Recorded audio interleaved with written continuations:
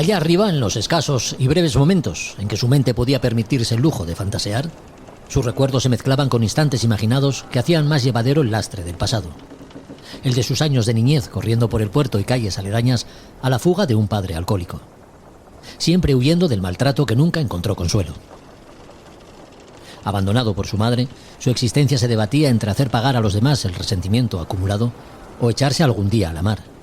Irse, con la intención de dejar atrás tanta violencia, y sobre la cubierta de un barco dar vuelta a su mundo como quien se la da a un calcetín. Así, las cuerdas dejarían de ser tales para convertirse en cabos. El aire, siempre en movimiento, sería el viento. Los objetos se encontrarían a babor o estribor, nada de izquierda o derecha. Barlovento, sotavento. Fervoroso creyente en el poder de las palabras, sabía de su capacidad de destrucción, lo que le hacía confiar también en su potencia transformadora. Fue un día de verano de 1869. Por poniente, el sol mediterráneo empezaba a coger la tonalidad incandescente que adquiere cuando está a punto de pasar al otro lado de la línea del horizonte. Desde su atalaya se sentía un privilegiado. Dejar que la brisa marina le acariciase el rostro seguía ejerciendo un efecto balsámico difícilmente descriptible. La buena amistad que mantenía con el contramaestre le permitía subir a cualquiera de las vergas del Palo Mayor, aun cuando no hubiera faena, y con la excusa de las labores de mantenimiento, contemplar la liberadora inmensidad del mar. Como gaviero que era, estaba acostumbrado a las alturas, a un trabajo especialmente peligroso en días de mala mar, pero al que no renunciaría. A pesar de las múltiples magulladuras que su cuerpo fue encajando a lo largo de los años, incluido el quebranto de algunos de sus huesos por efecto de las caídas, escalar por los obenques era para él como ascender a los cielos, desde los cuales contemplar la finitud humana de sus compañeros de dotación faenando en cubierta. La humedad de las velas y el salitre que llevado por los rociones impregnaba su superficie, o el tacto áspero del cáñamo en los cabos, eran sensaciones familiares, incómodas pero familiares, de esas que la cotidianidad acaba convirtiendo en pura adicción. Allí estaba, colgado de la verga del Juanete de Mayor, mientras el barco, despacio, apenas sin arrancada, a tan solo 2 millas de costa se acercaba al final de su última travesía. Su destino no era otro que el de convertirse en un montón de leña. Quién sabe si para abrasar todo su mundo, el que su mente fue construyendo, ajeno a tanta mala conciencia.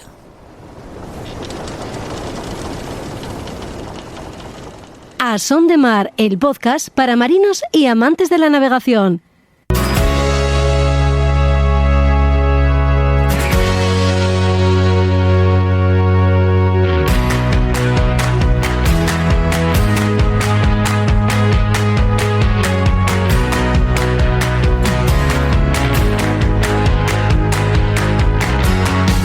Hola a todos, ¿qué tal? Bienvenidos a otro podcast de A Son de Mar. El programa de hoy tiene al buque escuela Juan Sebastián del Cano como protagonista indiscutible. Es, por decirlo de algún modo, el hilo conductor de este episodio. Como muchos de vosotros sabéis, se encuentra cubriendo el 95º crucero de instrucción de guardiamarinas y ha sido noticia las últimas semanas por haber cruzado en esta ocasión, y por primera vez en su historia, el Cabo de Hornos. Hemos querido conocer los detalles del cruce y más cosas sobre este barco tan emblemático. Lo hemos hecho de la mano de Carlos Ameyugo, alférez de navío e instructor de futuros guardiamarinas a bordo del Cano, que en el momento de la grabación se encontraba muy próximo a entrar en el puerto del Callao, puerto que a estas horas probablemente la dotación haya abandonado ya, rumbo a Cartagena de Indias. Y si decimos que la figura de Juan Sebastián del Cano está presente a lo largo de todo este episodio, no exagero. Cada una de las secciones que hoy tenemos hace alguna referencia. Juan Meredith, que vuelve para hablarnos de sus preparativos de cara a la Global Solo Challenge, recordará sus tiempos más mozos, aquellos en los que el Cano era fuente de inspiración. Librería Robinson rescatará para nosotros algunos de los títulos que guarda en sus estantes y que tienen como argumento a este barco, igual que José Ramón García, porque el Museo Marítimo de Asturias expone piezas alusivas. Josu Jiménez rescatará para su rincón de historia los trabajos llevados a cabo por Jorge Juan y Antonio de Ulloa allá por el siglo XVIII en el Virreinato del Perú. Y Roberto Bucetas cubrirá los últimos minutos de este podcast para hablarnos de un asunto que seguro te interesará si tienes velero. Hablaremos de los tipos, mantenimiento y posibles causas del deterioro de los winches. No te lo pierdas. Comenzamos.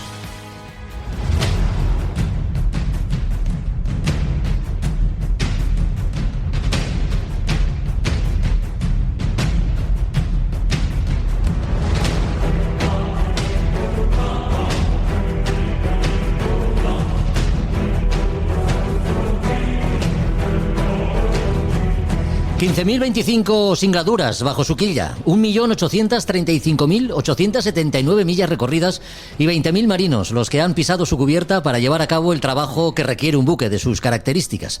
El más representativo, uno de los más apreciados y reconocidos por la sociedad en su conjunto y todo un símbolo para una de las armadas más antiguas del mundo como es la española. El buque escuela Juan Sebastián del Cano ha sido noticia estos días por haber cruzado por primera vez en su historia el Cabo de Hornos, haciendo honor a su nombre y a todo lo que supone un hito de estas características para cualquier marino. Uno de los que ha tenido el privilegio de vivirlo es Carlos Amellugo, alférez de navío y oficial de información pública a bordo del Juan Sebastián del Cano, con quien tenemos el orgullo de poder hablar. ¿Qué tal, Carlos? ¿Cómo estás? Muy buenas. Muy buenas tardes, ¿qué tal? Aquí estamos, a bordo del buque escuela Juan Sebastián del Cano. Por lo que sé, navegáis rumbo al Callao en estos momentos, donde tenéis previsto atracar mañana, día 15 de abril. ¿Ya estáis en el Callao? ¿Cumplís el plan previsto? Sí, Jorge, efectivamente ya estamos cerca de la ensenada de lo que es el Callao, la base naval del Callao, que es donde vamos a atracar. Es el puerto, digamos, de la capital de Lima, que está anexo, y gracias a ello vamos a poder desplegar toda la labor diplomática que queramos aquí en la capital de Perú. 95 cruceros de instrucción se llevan celebrando ya a bordo del Juan Sebastián del Cano, no todos de vuelta al mundo. Habéis salido de Cádiz el pasado 14 de enero y ya habéis atracado en Santa Cruz de Tenerife, Río de Janeiro, Buenos Aires y Punta Arenas. ¿Cómo se ha desarrollado todo hasta este momento, Carlos? Pues la verdad que de momento seguimos el plan previsto, el itinerario previsto. Es la Vuelta a Sudamérica. Vamos a hacer la Vuelta a Sudamérica, número 16 de la historia del buque escuela. Ya hemos ido a la parte más austral, hemos cruzado, como bien se comentaba, el Cabo de Hornos, hemos estado en Punta Arenas, hemos bajado mucho las temperaturas y ya estamos de nuevo otra vez cambiando de estación al verano, ¿no? A Perú. De momento hemos cumplido con todo lo previsto y esperamos que siga siendo así.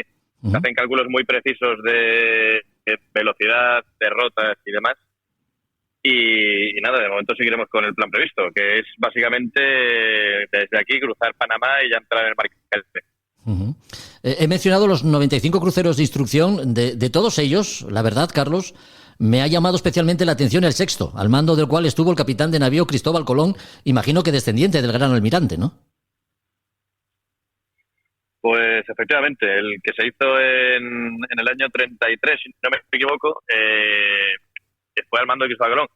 Es una realidad que hay muchos Cristóbales Colón, por así decirlo, a lo largo de la Armada.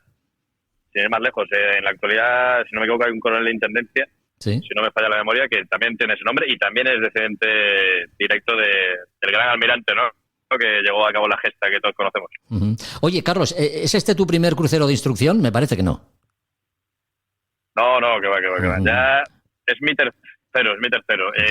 Tuve la suerte de embarcar en el año 2017 como guardia marina, mejor empleo de la Armada para mí, el guardia marina, y hice mi crucero de instrucción, el número 89. Y ahora lo veo desde la otra perspectiva, ¿no? Desde la perspectiva del oficial, del profesor, de los guardiamarinas, y ya es mi segundo como profesor. Mi segundo y, por desgracia, el último. Vaya. Oye, ¿y qué supone para un marino desempeñar su oficio en un barco tan emblemático y reconocido como el Juan Sebastián del Cano, con tanta historia?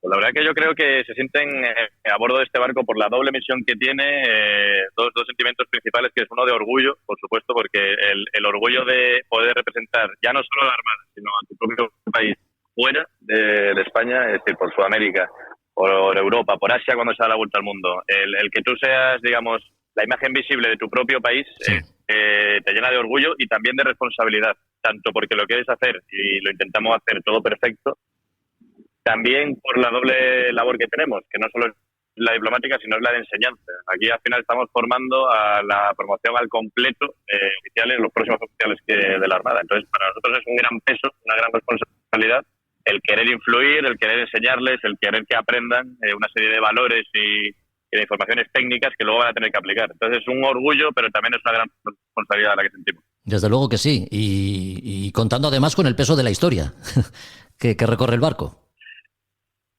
Sí, la verdad que sí. La verdad que sí. Desde el periodo que estamos navegando, y vemos el orgullo que siente la gente cuando ve este barco, las historias que nos cuentan desde hace más de 50 años, que no estaba ni vivo yo, Y también los 6 meses que estamos en nuestra base, en la base naval de la Carraca, en San Fernando, en Cádiz, que cuidamos este barco con mucho mimo, con mucho cariño, porque al final no deja de ser un barco muy veterano y que tiene sus achaques como cualquier veterano, ¿no? Y lo intentamos cuidar mucho, intentamos que esté en el mejor estado de mantenimiento siempre, porque este barco queremos que llegue al centenario y que llegue incluso al bicentenario. Qué bien. Oye, repasábamos antes las millas recorridas y los puertos de recalada que habéis visitado hasta el momento, pero quizá este crucero de instrucción de guardiamarinas se recordará siempre por ser el primero en el que se cruzó el Cabo de Hornos. ¿Entraba en los planes o quizá el haberse abierto una ventana meteorológica, digamos, propicia para su cruce animó a ello, Carlos?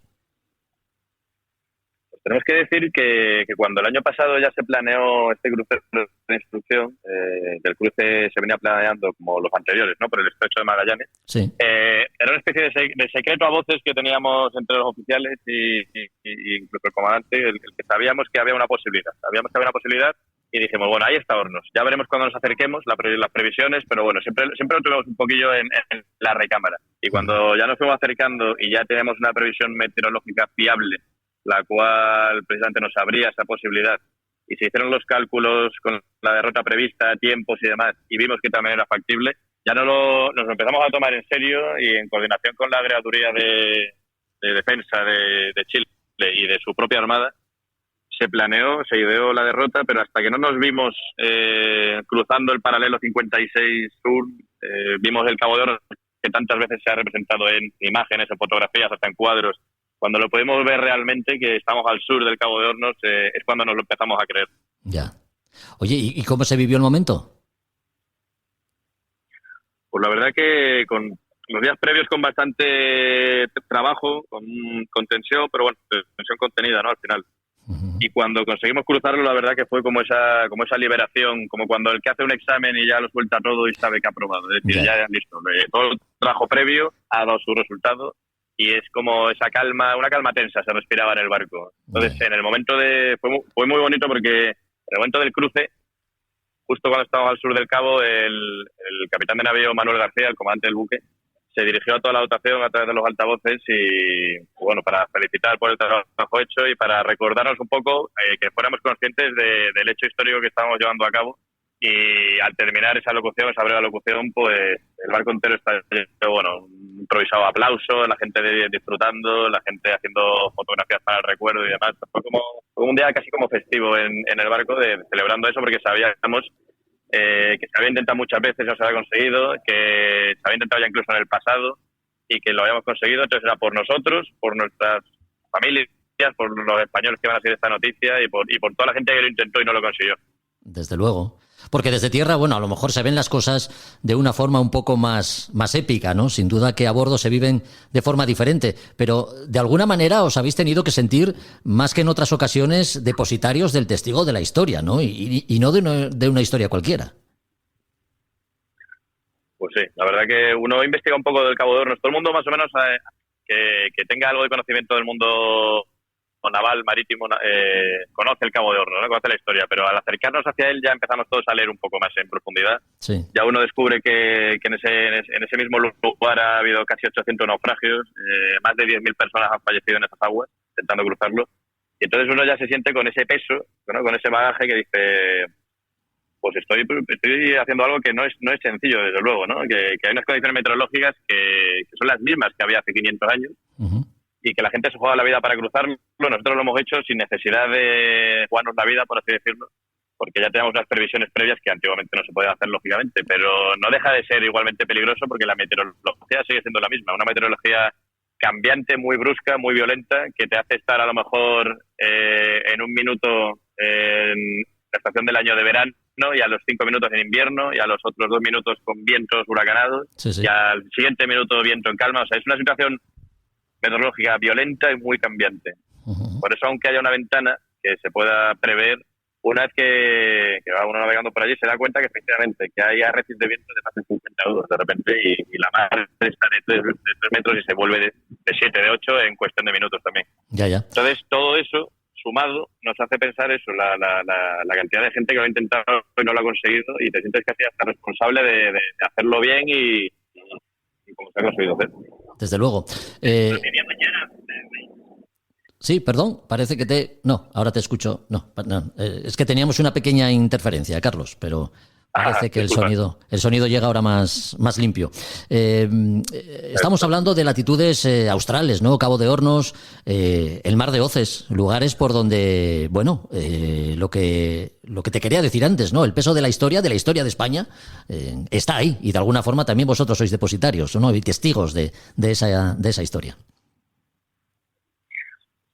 Sí, hay una frase muy bonita que es cuando se jura bandera a España, que en la frase que se dice es que nos sentimos, o lo que hacen los caídos, ¿no? Nos sentimos herederos y depositarios de la tradición militar española, ¿no? Y en este caso es muy palpable ese hecho.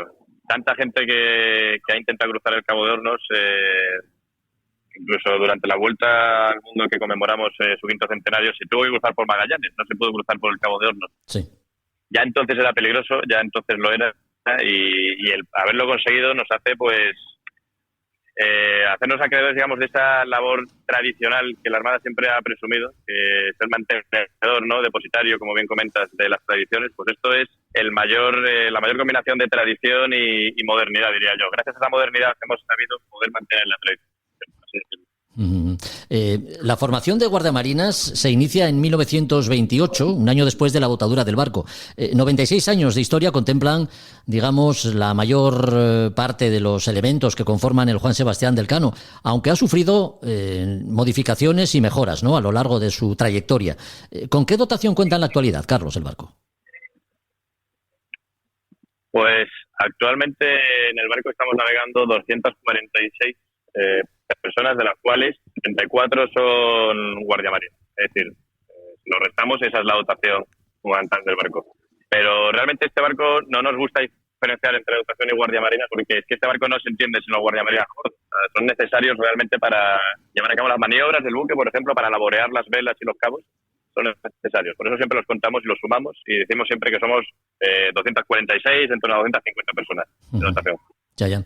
Las nuevas tecnologías y los adelantos técnicos de todo tipo, que imagino se irán incorporando a bordo, ¿han significado una merma en el número de personas que integran la dotación o por el contrario no ha tenido ningún efecto en este sentido desde sus comienzos? Sí, no, a lo largo de los años, ya no solo en este buque, sino en el resto de la Armada, se ha ido tecnificando mucho.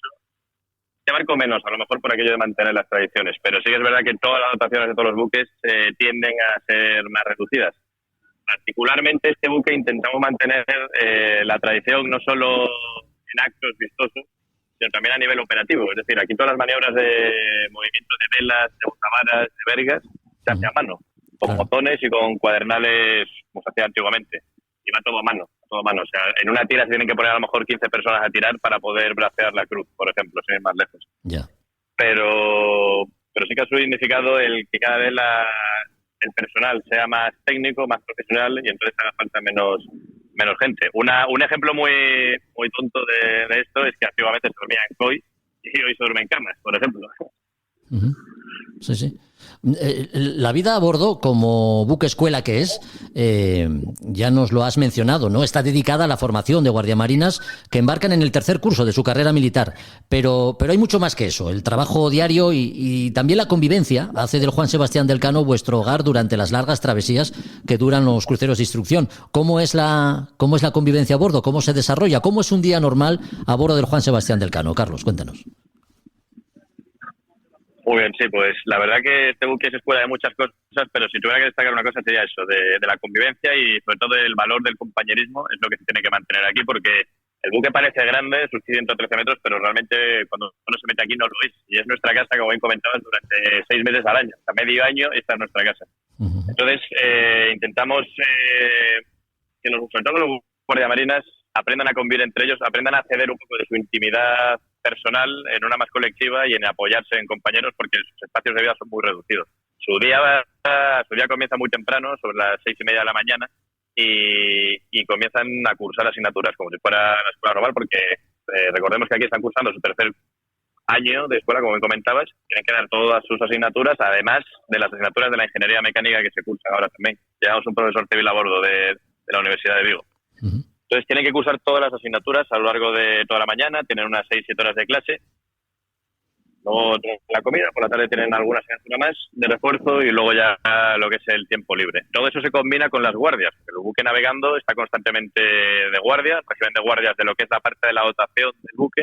Ellos también están divididos en guardias de mar y van rotando y van entrando pues cada vez una guardia diferente, de día y de noche. Y además también se incorporan a las labores de limpiezas, mantenimiento, maniobras y demás que hace la propia dotación del buque. Entonces, intentamos peinar perfectamente los trabajos de la dotación con los trabajos de los guardiamarinas y los incluimos como si fuera uno más. Entonces, los guardiamarinas realmente al final son los que más cargados de trabajo están a bordo, porque tienen que hacer su trabajo como alumno y también su trabajo como parte de la dotación del buque. De la misma manera que respecto a las personas que alberga un barco es mucho más que un barco, en el caso del Juan Sebastián del Cano, además, por lo que representa, es un buque que allá donde va, pues digamos que lleva lo mejor de España, ¿no? En ese sentido, y algo nos has mencionado ya, sin duda es una de nuestras mejores embajadas, ¿es así? Pues no lo decimos nosotros porque tampoco nos gusta tirarnos flores, ¿no? Pero el año pasado, en palabras del jefe de la diplomacia de España, ¿no? Del ministro de Asuntos Exteriores, sí, cuando se vino a presentar aquí una moneda conmemorativa del quinto centenario de la Vuelta al Mundo, nos lo dijo, sois mi mejor embajada. Porque la verdad que allí donde vamos no tendremos rango letal, por así decirlo, pero al país al que vamos se nos trata muy bien, se nos recibe las autoridades locales, nacionales, tanto civiles como militares, y nosotros intentamos, nuestros puertos no son puertos de descanso, no son puertos logísticos. Yeah. Son puertos de trabajo, por así decirlo. Entonces, por ejemplo, mañana entraremos en el puerto del Callao, en Lima, en Perú, y durante 6 días vamos a desplegar una agenda que es bastante exigente, visitas de protocolo, de actos de protocolo, de jura de bandera a bordo, de recepciones, cruzadas, de comida, etcétera, porque la verdad que es para lo que estamos aquí, para abrir este buque como parte de la Armada y como parte de España, que es a flote, a la sociedad, y que ellos también nos la abren a nosotros. La verdad que cuando se planean los cruceros de instrucción, sí, se atienden una infinidad de peticiones de países que piden que el Cano vaya ya el año que viene a su país. Entonces, en función de todo eso ya se elabora, en torno a esas peticiones se elabora los cruceros.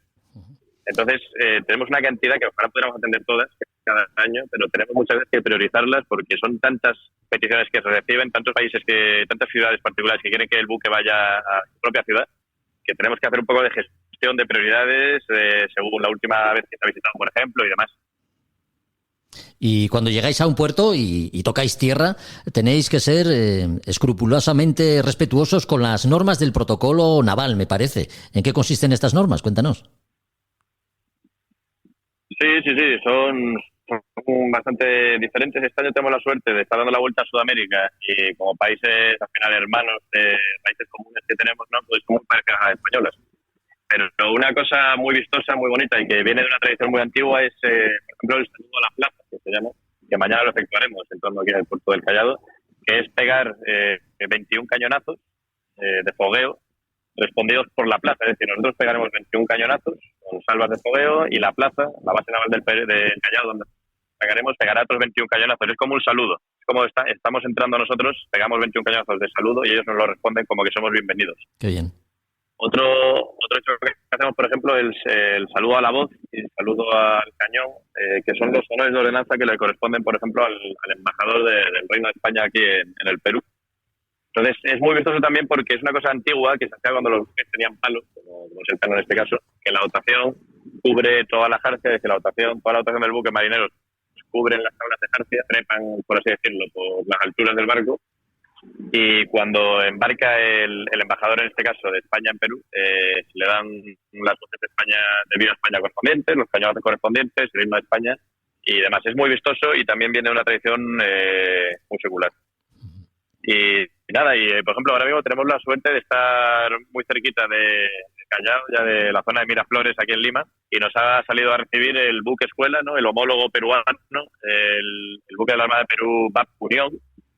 Y ya estamos ahora mismo, incluso antes de empezar el puerto, iniciando las labores de diplomacia, haciendo intercambios de dotación para ir conociéndonos y demás. Entonces, es una labor muy bonita, muy tradicional y las armadas, tanto de Perú como de España en este caso, nos gusta mucho cuidar las tradiciones, a la vista está. Ya.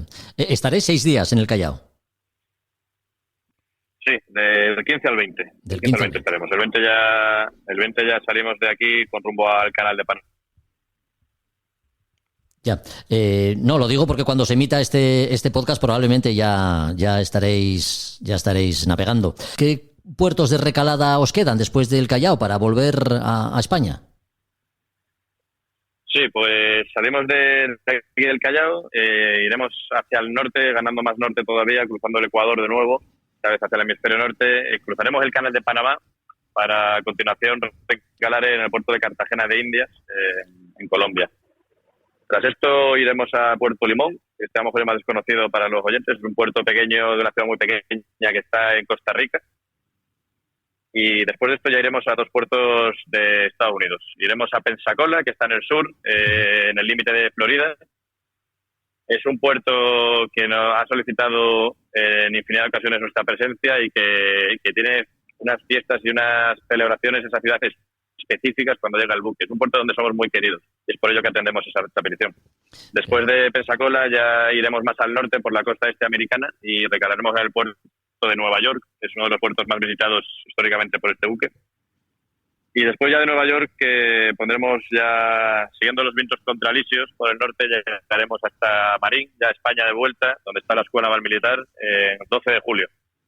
Allí ya rendiremos viaje para los alumnos, allí los alumnos desembarcan, finalizando su crucero de instrucción, y nos quedaremos allí hasta las celebraciones del Día del Carmen, el día 16 de julio, para cuando finalicen ya bajar en una navegación de 4 días a la que es nuestra casa, nuestra base, en Cádiz, 21 de julio.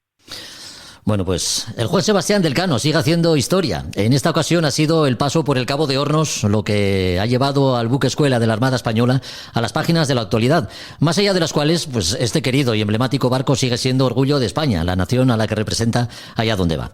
Hemos conectado con Carlos Ameyugo, alférez de navío que se encuentra a bordo cubriendo el 95º crucero de instrucción.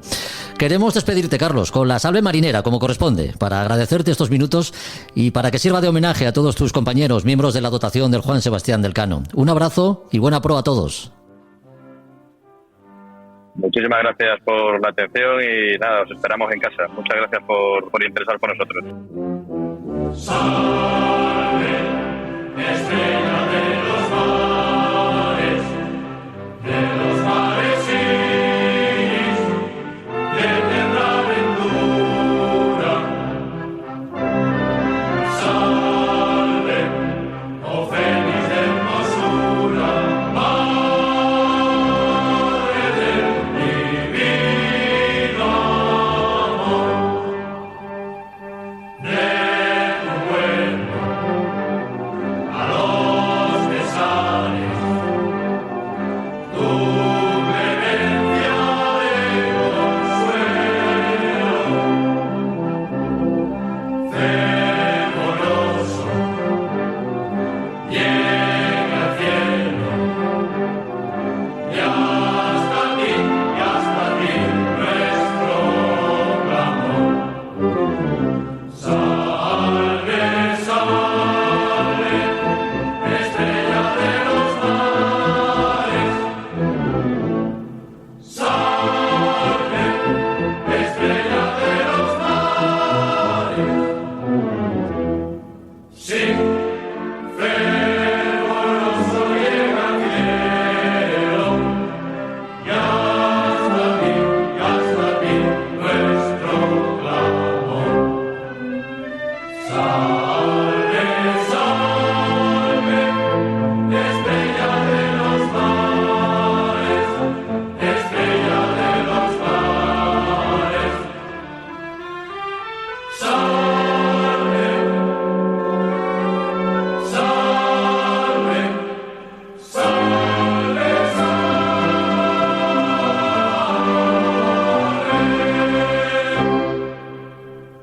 A Son de Mar, el podcast de Jorge Uría. La aventura oceánica de Juan Meredith. De vela oceánica seguimos hablando. Después de contactar con el Juan Sebastián del Cano, que ya ha cruzado el Atlántico y ha hecho lo propio por el Cabo de Hornos, se encuentra en aguas del Pacífico. Océanos y un cabo tan emblemático y mítico como el de Hornos, que también serán escenarios por los que discurrirá la Global Solo Challenge, la regata de vuelta al mundo para la que, como sabéis, sigue preparándose Juan Meredith. ¿Qué tal, Juan? ¿Cómo estás? Muy buenas. Muy bien, muy bien, muy bien. Muchas ganas de escucharte y de que nos escuche todo el mundo. Oye, acabamos de hablar con Carlos Amillugo, alférez de navío que actualmente instruye a las nuevas promociones de guardiamarinas a bordo de Juan Sebastián del Cano.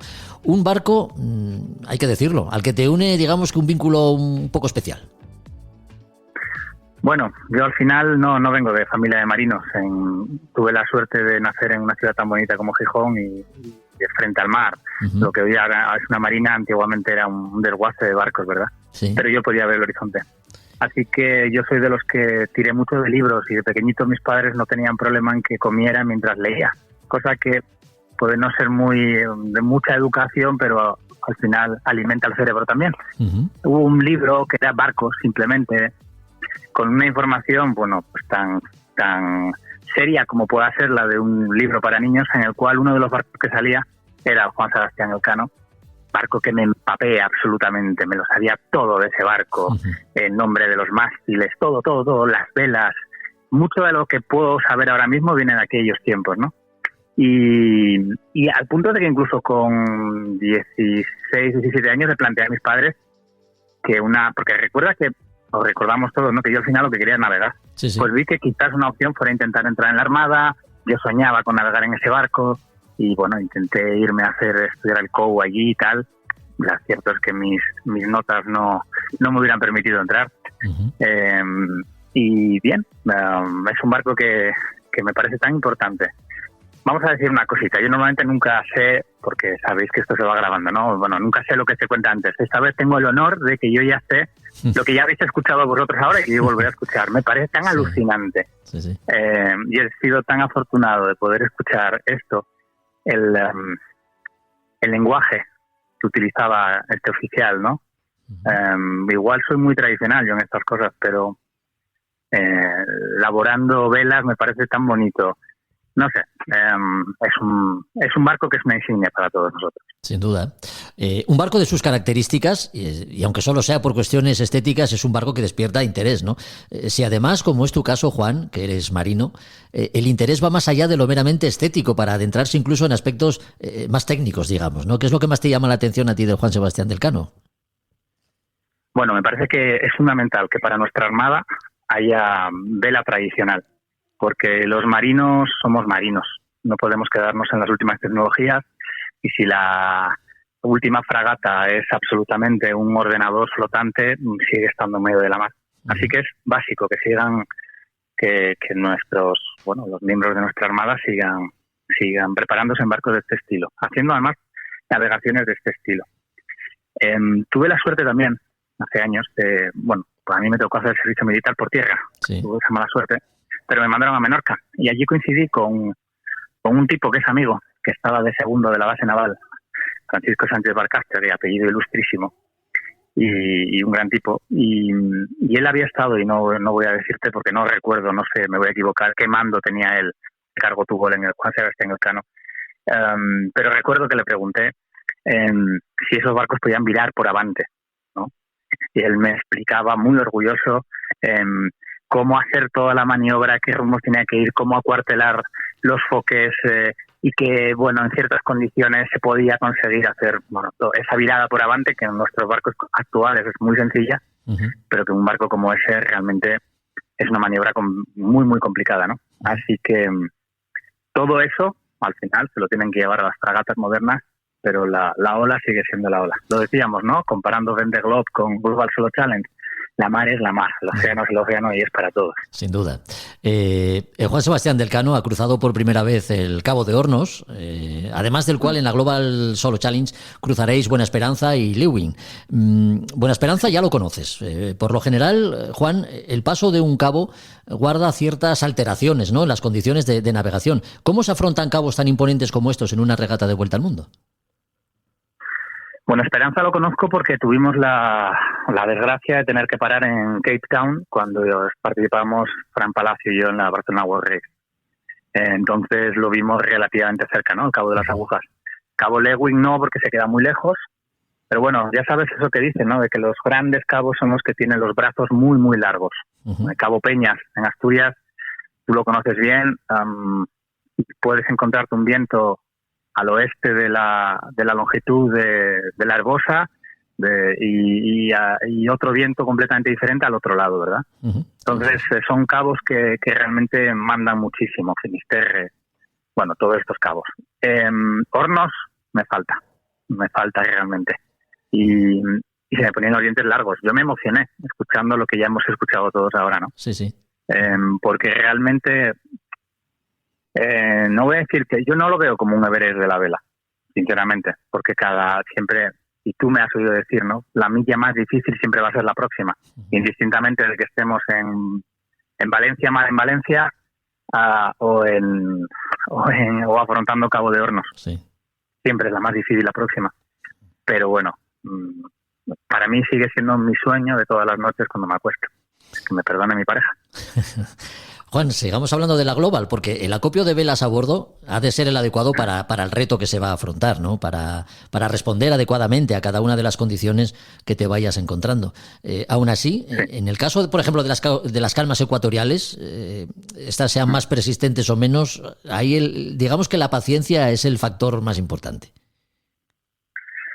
Sí, la paciencia lo es. También es verdad que hay una carga estratégica importante. Va a depender mucho de qué época del año, que sabemos más o menos cuando vamos a afrontar al menos el primer paso del hemisferio norte al sur, y buscar una longitud que se vaya más allá del 27, por ejemplo, es importante.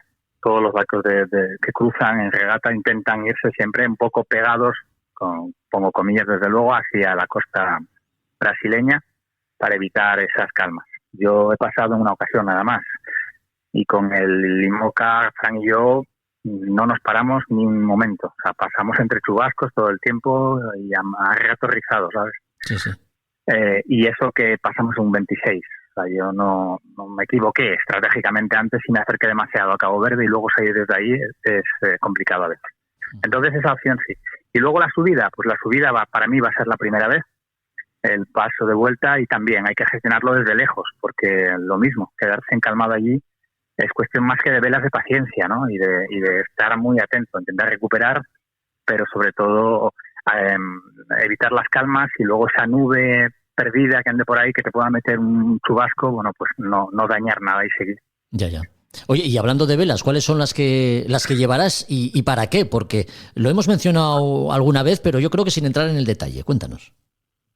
Bueno, no tenemos que olvidar que es una regata que nos exigen tener un certificado de medición IRC, como tiene mucha de la gente que nos escucha. Sí. Con lo cual, excepto por un tipo de vela que nos van a dar una dispensa, y explico ahora cuál es, por lo demás es lo mismo. Vamos a poder llevar X Spice, una mayor, todo eso, ¿no? que conocemos.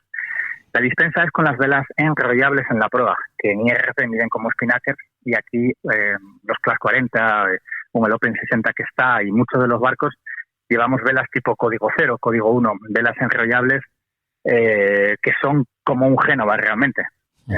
Entonces no podrían medir como tal.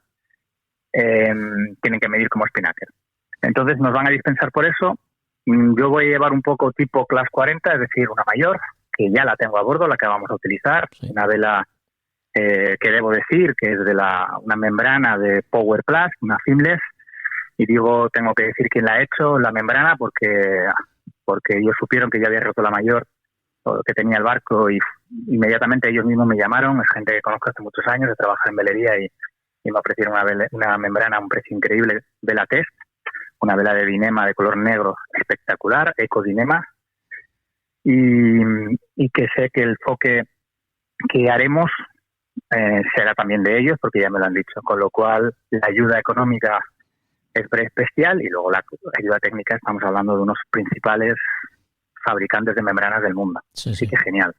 Yo llevo también una vela en proa, que ahora mismo es de garruchos textiles, subir y bajar, pero que mi intención es poder tener un enrollador, porque por economía del esfuerzo, por seguridad, sería comodísimo. Ya no quiero decir nada si encima pudiera poner otro enrollador por la trinqueta.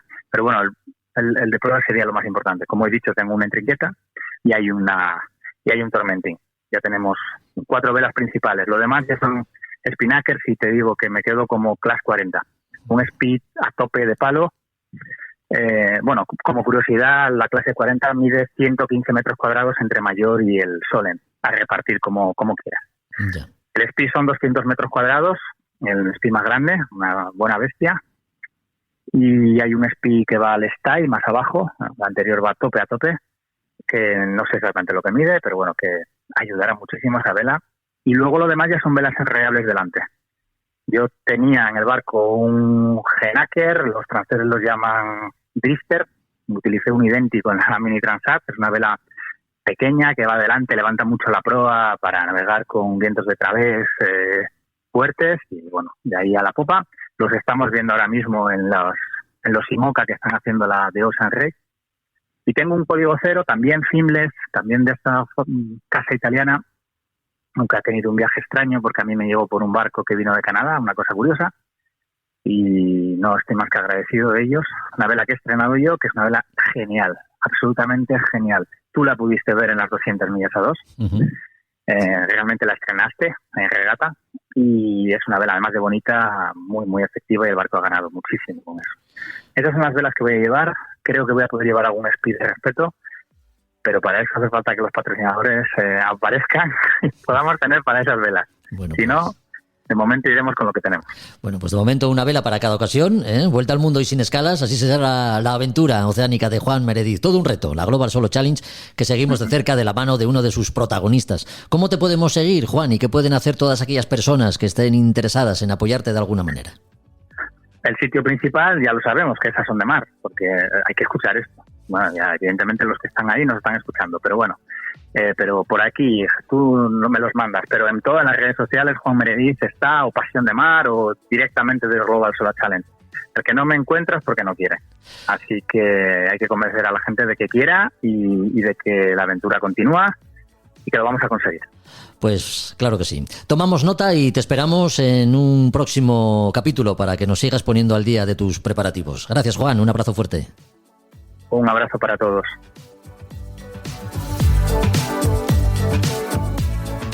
A Son de Mar, el podcast para marinos y amantes de la navegación.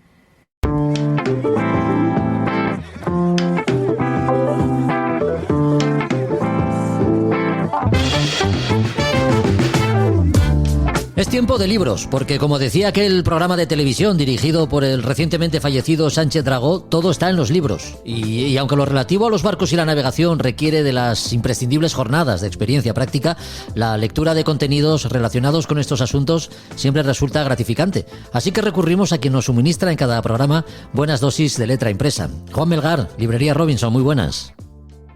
Muy buenas, Jorge. Encantado de estar aquí otra vez con vosotros.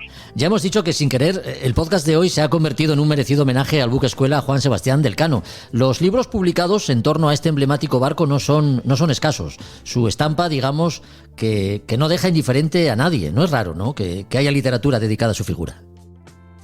No es raro, claro. Es un barco que ya se está aproximando a su centenario y es el barco, pues quizá el más emblemático y representativo de la Armada y que siempre pues es un barco bonito y que navega a vela y por lo tanto siempre nos deja esas estampas tan gráficas, tan visuales y tan agradables de ver, la verdad. Así sí. Es. Bueno, y como muestra dos ejemplos. La memoria del viento, primera vuelta al mundo de Juan Sebastián del Cano, es uno de ellos. ¿Qué libro es este, Juan? Pues mira, este es un libro escrito por uno de los marineros que iba a bordo de este viaje, Cristóbal Serrán. Entonces, es un poco su crónica en este primer viaje, el primer viaje del Juan Sebastián Elcano, que zarpa de Cádiz y circunnavega el mundo, pues en una época en la que todavía pues no era todo como ahora, ¿no? Ahora pues hombre, ahora volamos a algunas islas o algunos países y ya pues sabemos lo que nos vamos a encontrar, ya pues habremos podido ver un montón de imágenes por todas partes o tenemos información. En aquella época pues claro, se llegaba a América, se llegaba a todo el montón de sitios donde fueron, y era todo pues muy nuevo, y más aún para gente pues como pues eso, un simple marinero que salía de un pueblo de Málaga y de Ceuta, claro, a descubrir el mundo, de repente llegar, pues cruzar el canal de Panamá, llegar a Fiji, Estados Unidos, pues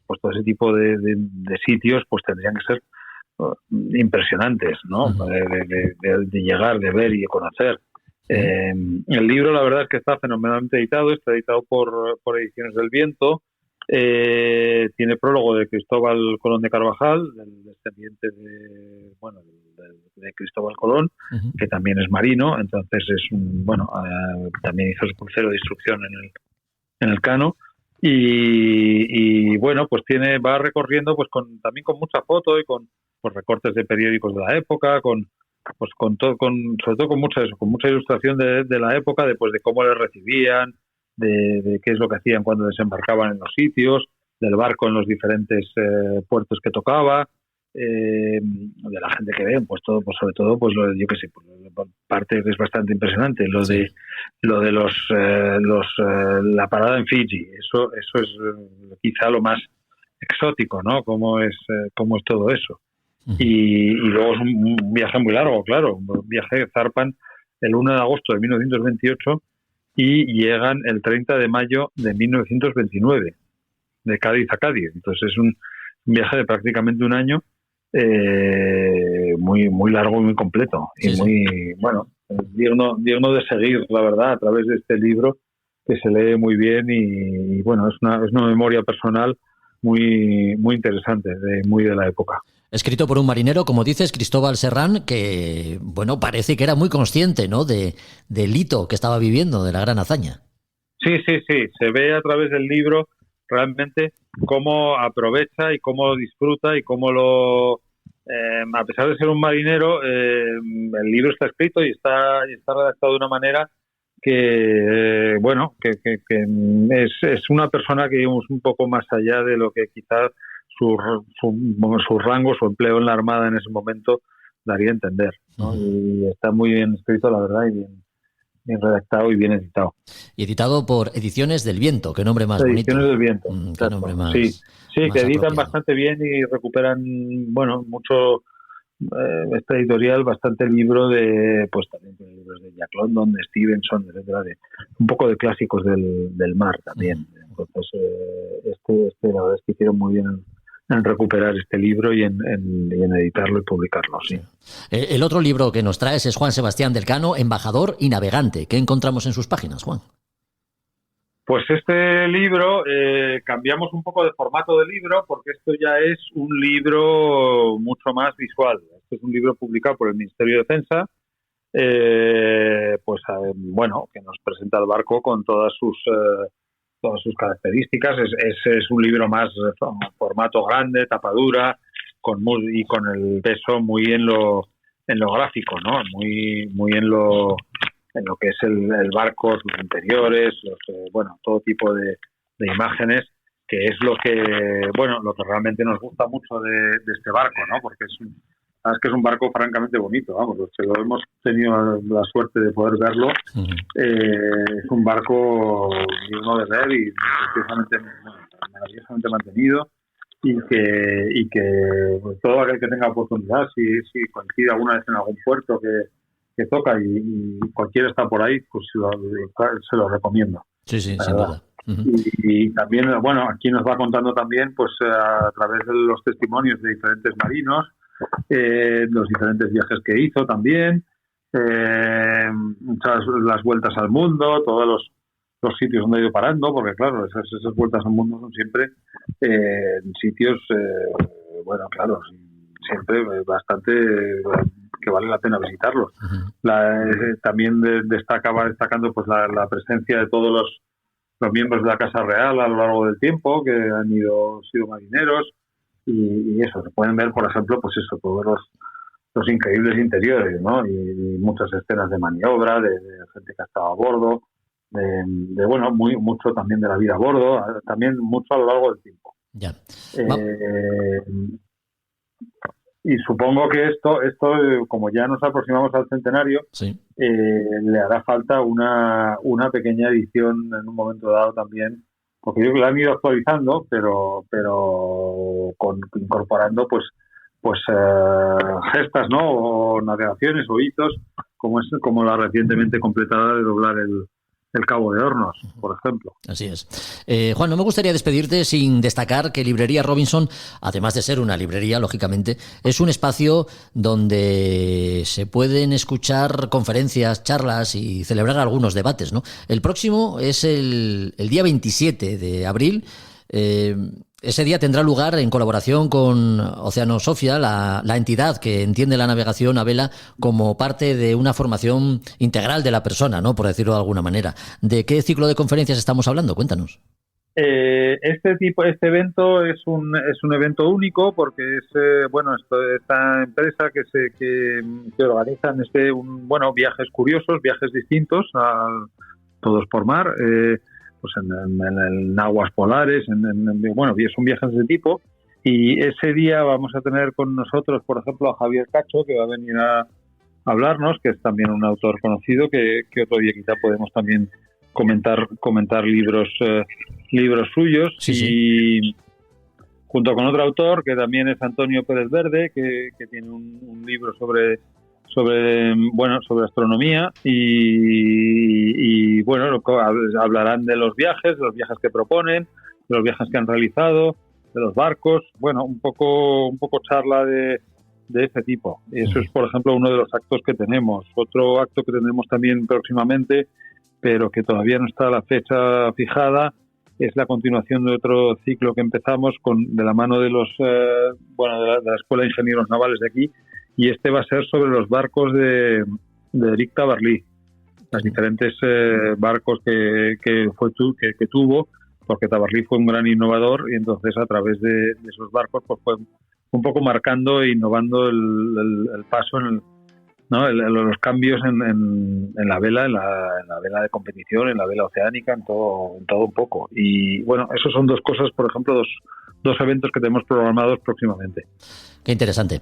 Bueno, pues además de estos eventos hemos hablado de Juan Sebastián del Cano, embajador y navegante, y La memoria del viento, primera vuelta al mundo de Juan Sebastián del Cano. Si alguno de nuestros oyentes quiere adquirir estos libros o algún otro, ¿qué tiene que hacer? ¿Cómo se pone en contacto con vosotros?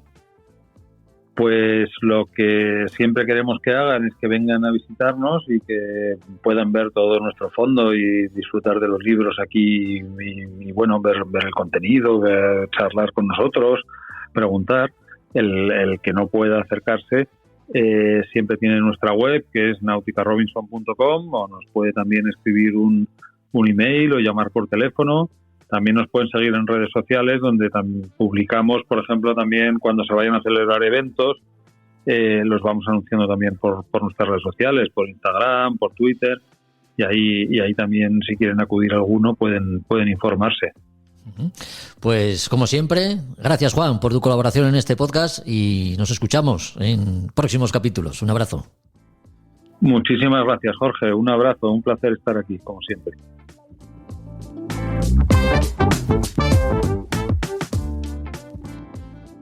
A Son de Mar, la náutica en un podcast.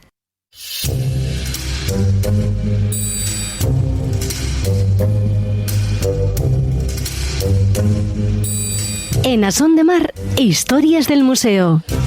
Quizá no se sepa, pero un mes de diciembre de 1982 ha pasado a la historia de la náutica en España. No exageramos si decimos esto de la primera expedición que, partiendo del pequeño pueblo asturiano de Candás, tuvo por objeto que España cumpliera con los requisitos exigidos para su incorporación como miembro de pleno derecho al Tratado Antártico. No es la primera vez que hablamos de la IDUS de marzo, pero es que en esta ocasión el Museo Marítimo de Asturias, como hace cada 5 años, reúne a algunos de sus miembros y pone en valor los objetos y documentos con los que cuenta en su exposición permanente, para dar a conocer a los visitantes del museo un acontecimiento tan relevante como olvidado. José Ramón García, director, muy buenas. Hola, buenas. Lo de buscar que España se integrara como miembro de pleno derecho al Tratado Antártico no me lo he inventado. Es lo que reza en el cartel anunciador que habéis diseñado para dar a conocer la exposición homenaje, ¿no?, con la que queréis volver a poner de relieve un acontecimiento olvidado y por ello desconocido. José Ramón, ¿qué supuso la expedición IDUS de marzo? Sí, pues supuso, ellos, como les gusta decir, fuimos y volvimos. Efectivamente, el primer triunfo fue haber hecho la expedición en unas condiciones, si son ya de por sí duras, en este caso eran especialmente adversas, porque salieron en diciembre, es decir, muy cerca de lo que era el comienzo del invierno austral. Y ellos recuerdan que cuando estaban llegando a Antártida se estaban retirando los remolcadores rusos por huyendo la invernada. Entonces fue el primer éxito. Y luego lo que acabas de decir, que fue el requisito que permitió que España entrara como entre iguales en ese tratado, lo cual fue verdaderamente importante. Lo que pasa que la expedición era realmente privada.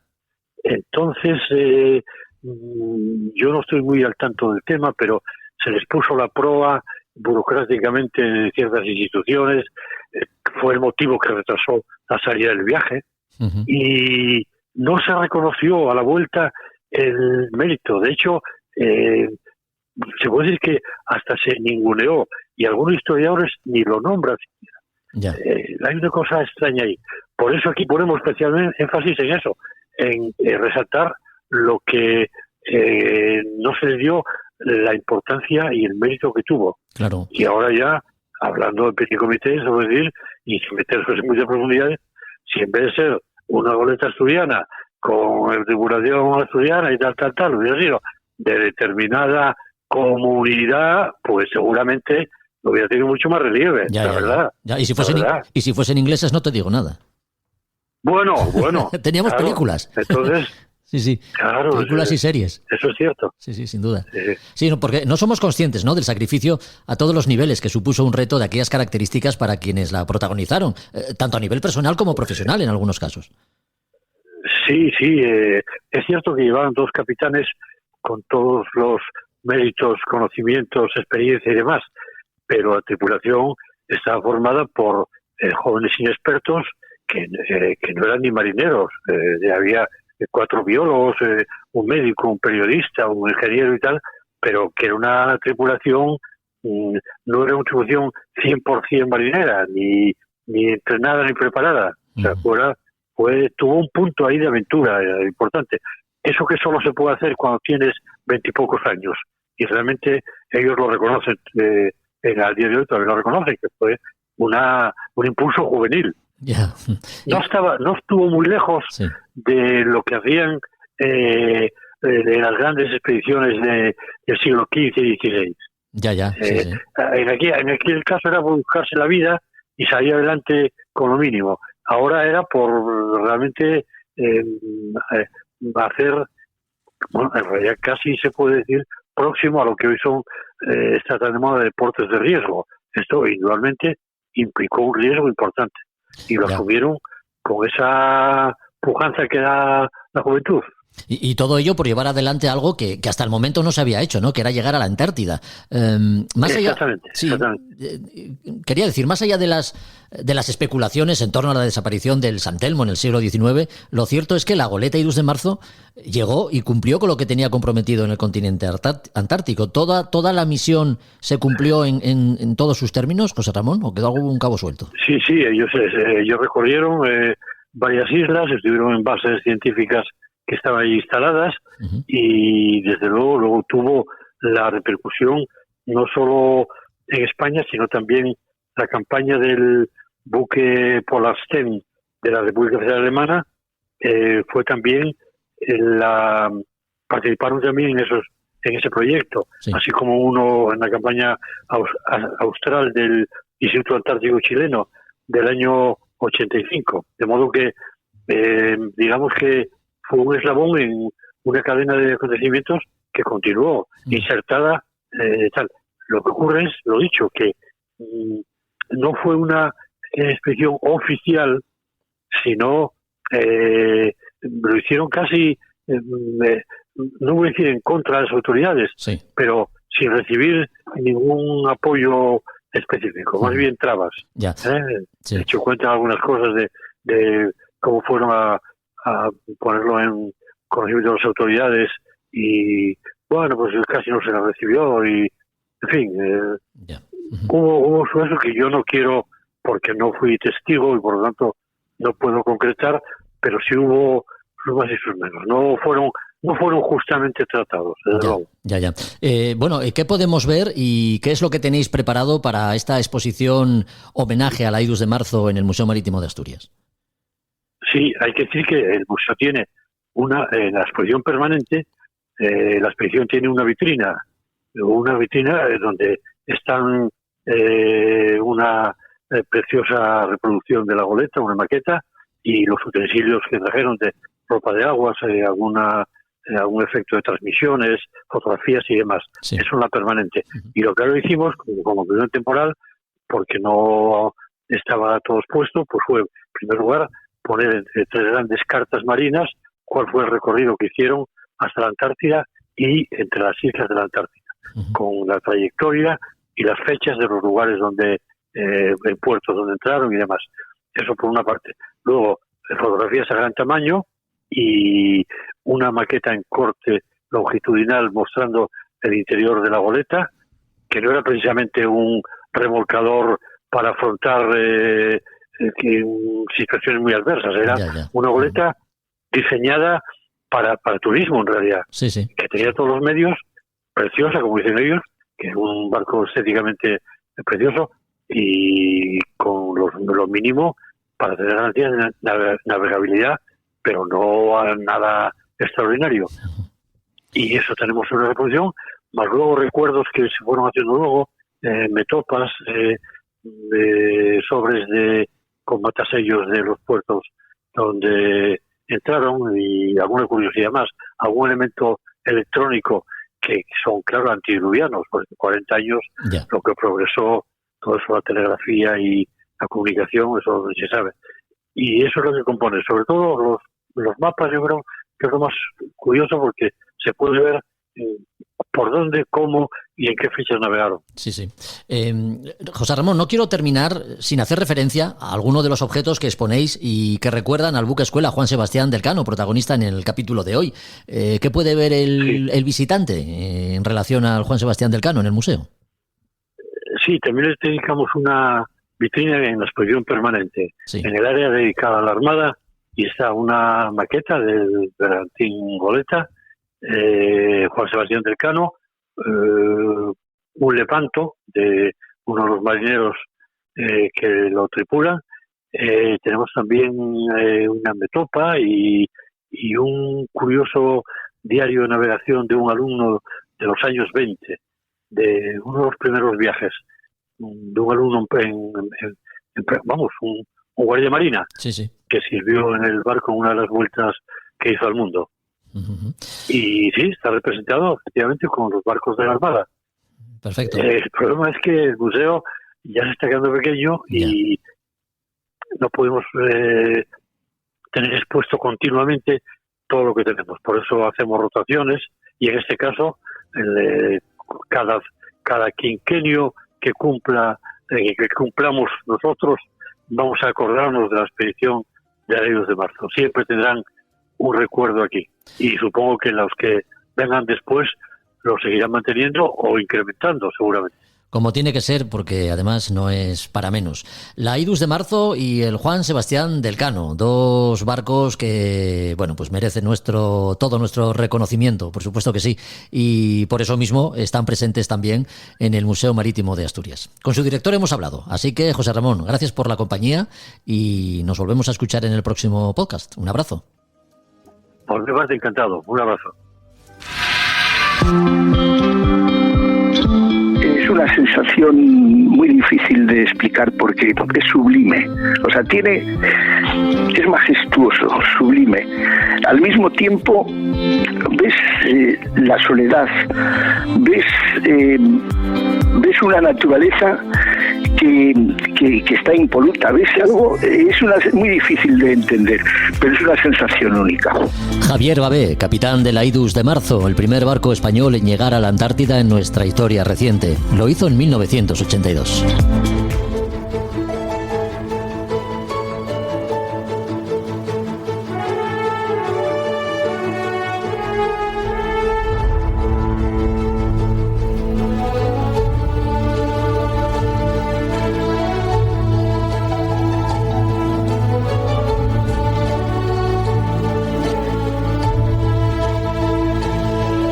Aprovechando que durante la grabación de este podcast el Juan Sebastián del Cano se encuentra en el Callao, navegamos por la historia, por las Españas de ultramar y sus expediciones, esta vez en aguas del Virreinato del Perú con Josu Jiménez. Adelante, Josu. Muy buenas, Jorge, muy buenas a todos. Aquí estamos en el Virreinato del Perú, pero en vez de hoy estamos en 1733. Y bueno, pues aquí os voy a contar la historia de los caballeros del punto fijo, se llamaron así. Fueron dos, pero yo os voy a hablar sobre todo de uno grande que todo el mundo conoce seguramente, que es Jorge Juan y Santa Filia, que con Antonio de Ulloa pues estuvieron allí pasar una epopeya en todo el virreinato del Perú durante 8 años. Y esto nace, pues Jorge Juan en 1713, y con 20 años, pues el rey Felipe V lo embarca y junto con Antonio de Ulloa con la expedición que había organizado la Real Academia de Ciencias de Francia, de París, para tratar de calcular, porque había una gran discusión sobre si la Tierra estaba achatada por los polos, si estaba achatada por el Ecuador, si la Tierra era redonda. Y entonces, bueno, pues los franceses quisieron mandar una expedición a Laponia, pero claro, necesitaban una expedición en el Ecuador y las tierras eran nuestras. Con lo que entonces, bueno, se lo pidieron a Felipe V y Felipe V, pues así dijo que sí, pero que mandaba 2 científicos, y mandó 2 científicos que tenían 20 años. A Jorge Juan lo tuvo que ascender de alférez a teniente de navío, pues para que por lo menos aparentara más de lo que abultaba su corta edad. Entonces, bueno, pues allí llegaron a Cartagena de Indias, y de Cartagena de Indias se juntaron con los franceses mayores, altivos y bastante rancios, y llegaron de ahí ya a lo que es a Quito, Guayaquil y la zona del Perú. Y allí se encontraron durante 8 años calculando grados en la costa, en el altiplano, peleándose con los franceses con los indígenas, y bueno, al final acabando mal y separándose. Pero bueno, ellos, además de calcular el grado y de demostrar lo que cuento después, todavía el virrey de allí les mandó que por favor bajasen a los puertos.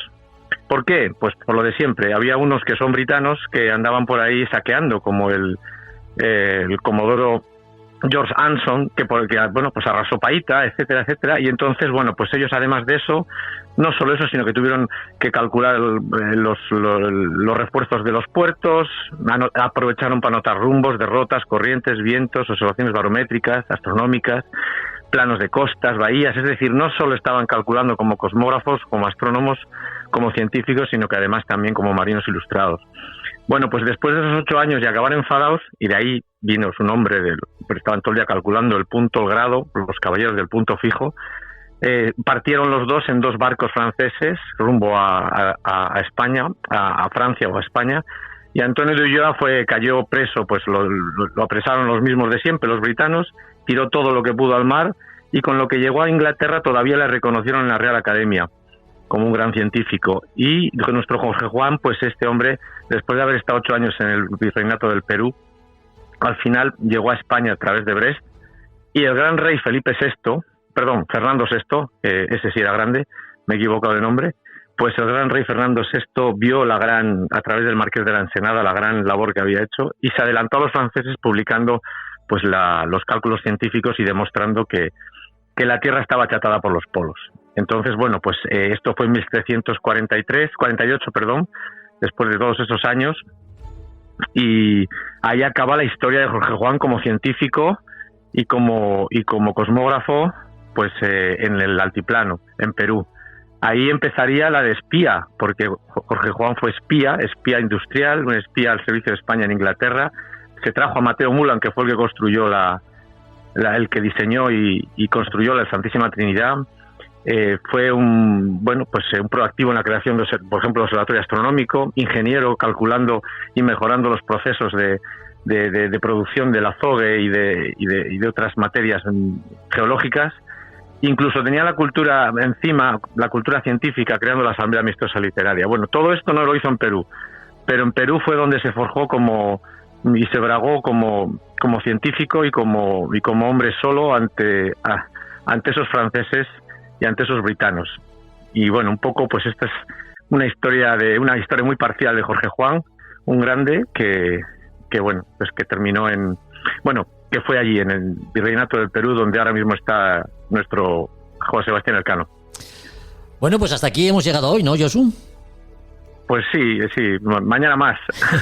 En el próximo podcast más. Ya saben nuestros oyentes que nosotros navegamos por la historia gracias a que tú buceas en ella. Hasta el próximo capítulo. Un abrazo. Pues nada, muchas gracias.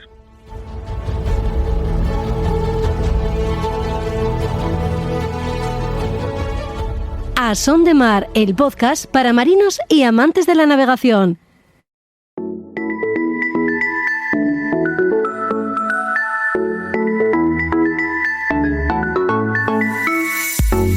Ya sabéis que esta es la sintonía que nos pone en contacto con la técnica, la terminología náutica y los elementos que forman parte de nuestro barco sin los cuales navegar pues sería tarea imposible.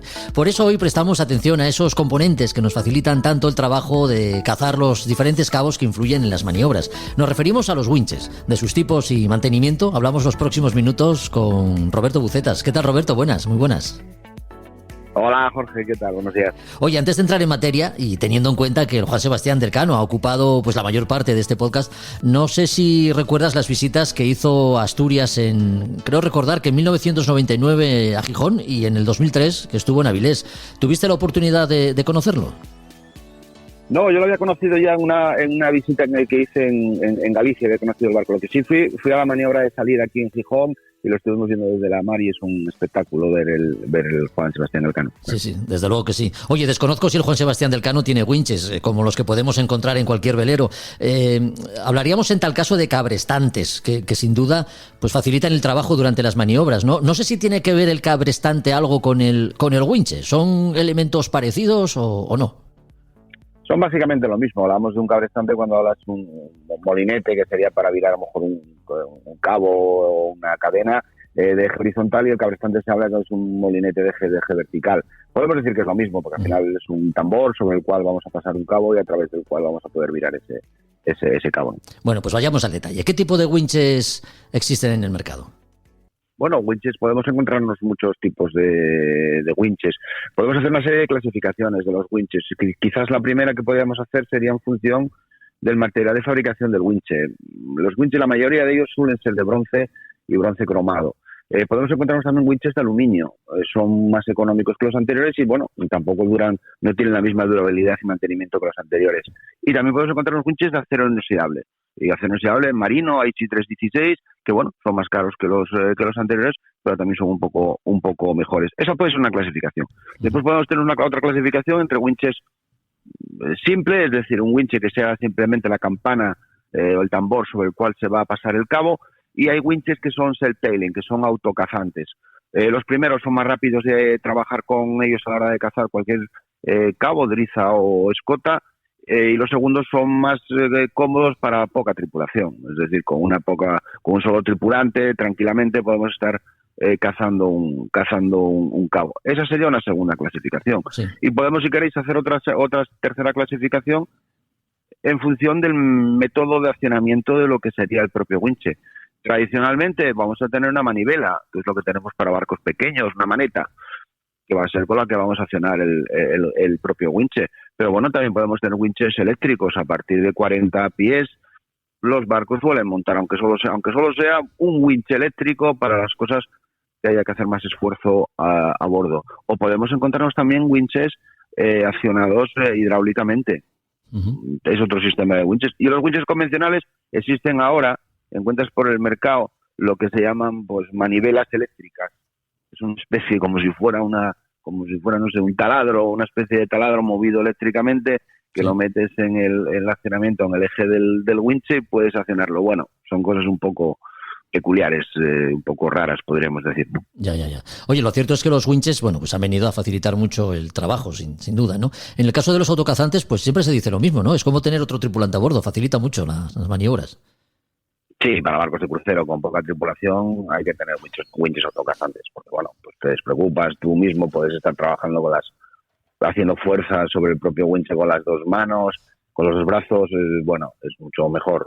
Pero bueno, en caso a lo mejor de regatas y barcos que buscas unas prestaciones un poco más rapidez en las maniobras, pues bueno, puedes utilizar el mismo winch autocazante, pero sin utilizar el autocazante. Al final te sirve para las dos cosas, ¿no? Pero sí, un winch autocazante podemos decir que es una persona más a bordo, claro.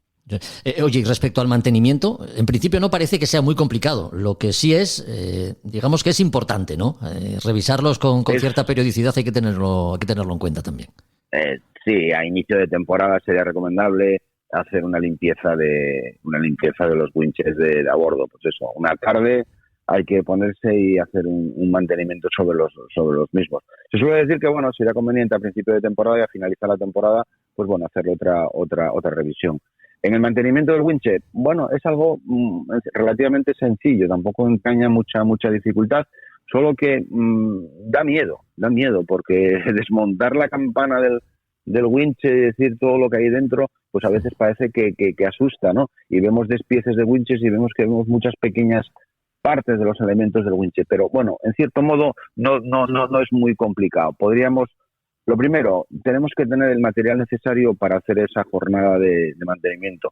Normalmente a bordo suele haber una caja, un tupper de limpieza de winches, y ahí tenemos que tener todas las cosas necesarias para hacer esa limpieza de los winches, y oye, pues eso sería ponerse eso. ¿Qué tendríamos que hacer? Bueno, sería interesante tener un despiece del winche que tenemos a bordo. Sí. Buscando por internet, en el fabricante y demás, vamos a encontrarnos un despiece seguro, para saber más o menos los elementos que me voy a encontrar cuando voy a desmontar. Y después, bueno, pues que después eso ya sabes que hay que volver a montarlo. Y no debe de sobrar ninguna pieza a poder ser. Sería importante. Sí. Entonces, una vez que tenemos ese despiece, pues nada, las partes que componen un winche suele ser un sistema de cierre, la parte superior, que suele ser una tapa que viene con un mecanismo de rosca, o suele venir a veces con unos tornillos. Quitamos esa tapa. Al quitar esa tapa, bueno, si tenemos un self-tailing, tenemos que quitar la uña del self-tailing que está ahí colocada. Sería interesante incluso a lo mejor marcar la posición en la que está la uña, porque si está en esa posición se supone que es cómodo para el trabajo del winche a bordo, y para volver a montarlo en esa posición, porque esa uña pueden montarla en diferentes posiciones, ¿no? Y después, una vez que quito esa uña del self-tailing, ya me permite sacar la campana. Puedo sacar lo que es la campana del winche y va a quedarme libre el eje con sus rodamientos de agujas sobre el propio eje. Saco esos rodamientos. Sería interesante que los vayamos desmontando y poner sobre un paño, sobre la cubierta del barco, ir desmontándolo para poder en orden, para después volver a montarlo en la misma posición en la que estaban todos esos rodamientos. A veces hay desajustes en los rodamientos y dejarlos como estaban, en la misma posición, ¿no? Nada, llegamos después ya a la parte inferior, ya tenemos el eje limpio, y a la parte inferior es donde se encuentran los piñones que suelen tener en su interior unos trinquetes que son los que hacen de freno, para que el winche, una vez que estemos cazando, no pueda retroceder, ¿no?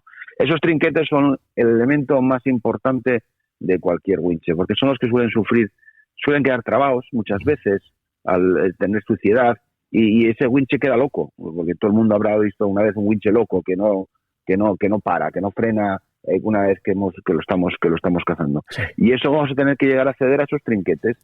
Desmontamos los piñones, van a tener un eje sobre la base del propio winche, sobre el cuerpo del propio winche, quitamos los ejes, sacamos los piñones, y todo eso hay que limpiarlo. Pues hay que tener un pequeño recipiente con gasolina o con gasoil, una paletina, una brocha pequeña, y hay que limpiar todo eso de todas las impurezas que tenga, restos de grasa, suciedad que pueda tener, y todos los elementos, pieza, habrá que ir limpiando.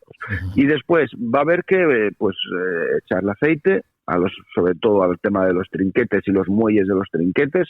Sería conveniente tener de nuestro winche, la casa de nuestro winche, tener un kit de reparación, que todas las winches y todas las casas tienen kit de reparación, que van a ser los trinquetes, los muelles, los topes del eje. Vienen a ser 3-4 cosas de los winches que son las que que hay que sustituir, que hay que cambiar, ¿no? Ya. Pues bueno, una vez que hemos limpiado toda esa zona, se ha engrasado toda esa zona. A mí no me gusta mucho la grasa para el tema de winches, porque tiene que ser aceite y grasa marina, y especial para el tema de winches.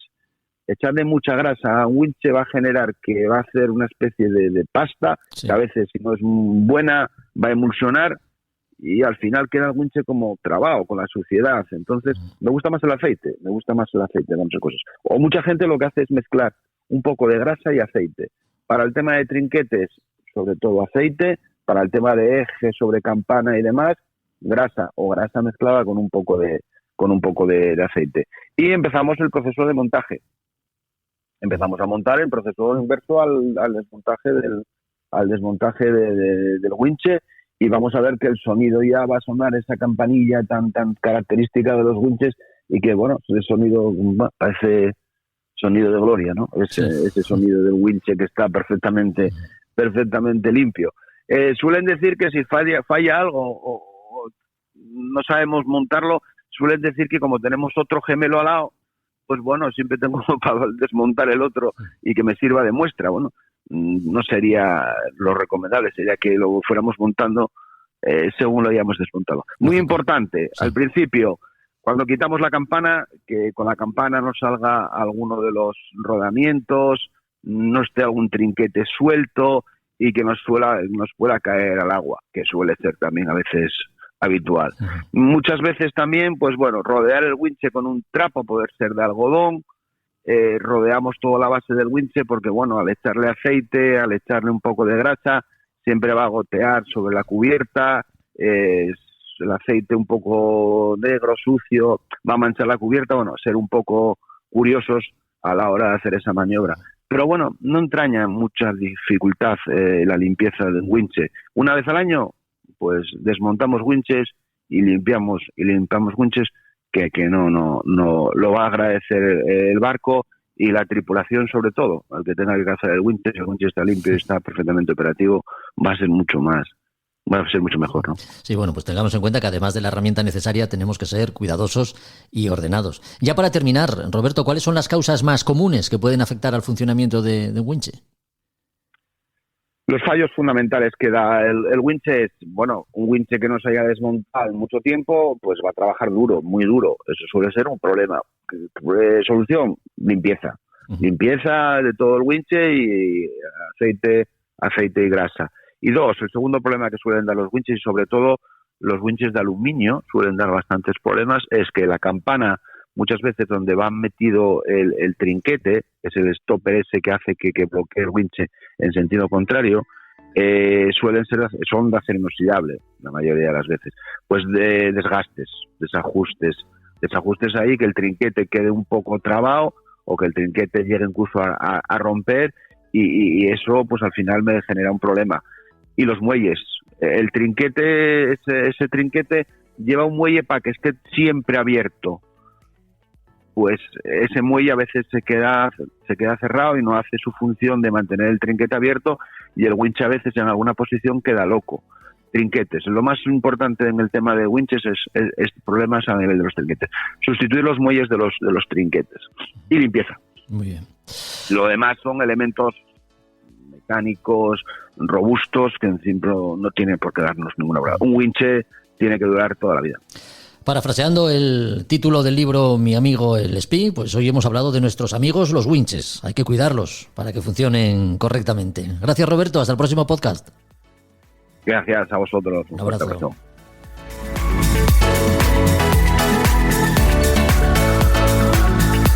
Pues hasta aquí otro capítulo más de A Son de Mar, el podcast que dedicamos en exclusiva a la náutica y la navegación, y que puedes seguir en Instagram como podcast A Son de Mar.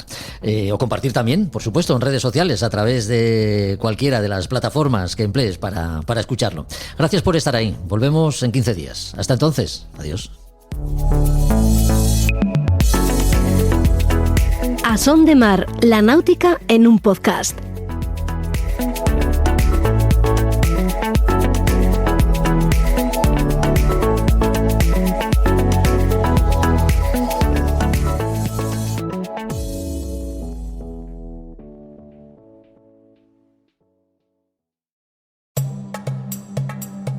Desde el sur global nos mudamos al norte para buscar una vida mejor. Y ahora en podcast te contamos nuestras experiencias y aportes al país al que llegamos. Esto es Escucha Migrante, el podcast de la cultura en movimiento. un proyecto sonoro para el encuentro de creadoras, investigadoras y distintos agentes culturales que hablan con voz propia en muchos acentos.